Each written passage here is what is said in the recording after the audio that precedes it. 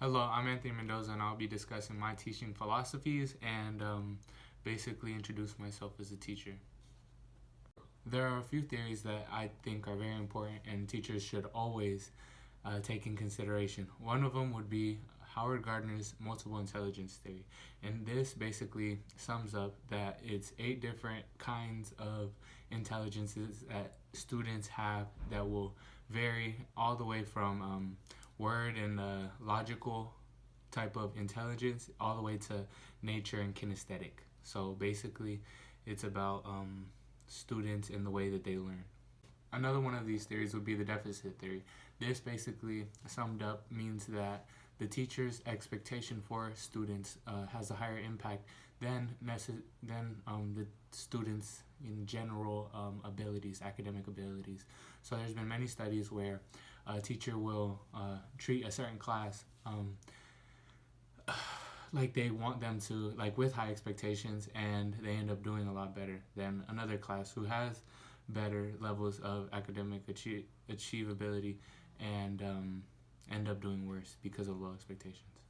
Another aspect in the classroom that I think is very important would be the difference between external and internal locus of control. So between the two, external would be the way a student views their consequences. So if they do bad on a test, a student with external locus of control would blame it on the teacher or maybe the subject. But a student with internal locus of control will blame themselves and basically take a step back and attack the problem from a different perspective. So it'll be if they'll say that they have to work harder or they have to do something different. And I think as a teacher we could help isolate this and make it a skill and make students better at it. It is also important that teachers know the difference between IQ and EQ.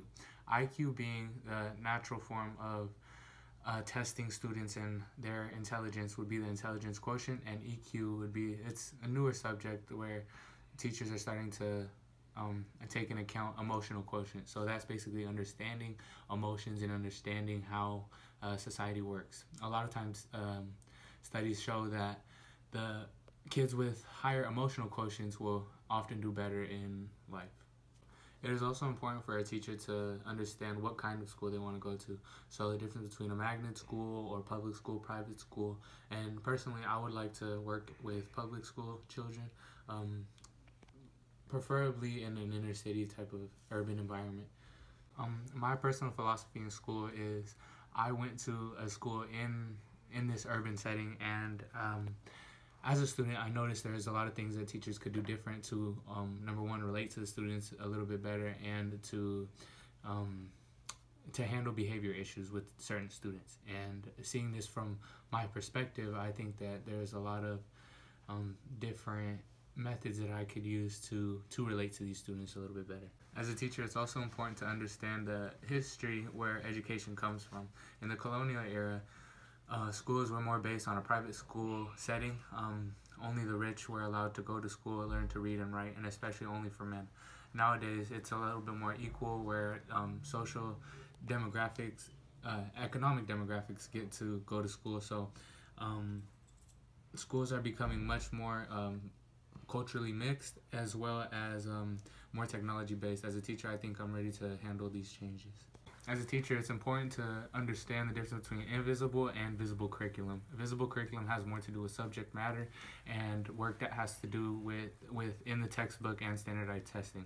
Invisible curriculum, I think, is actually more important because it helps a student develop social cues and social flags that are very important in the adult life, just going to work on a regular basis, as well as textbooks and handouts. I think as a teacher, I would focus more on practical application type things, like project work and out-of-the-box tests, basically.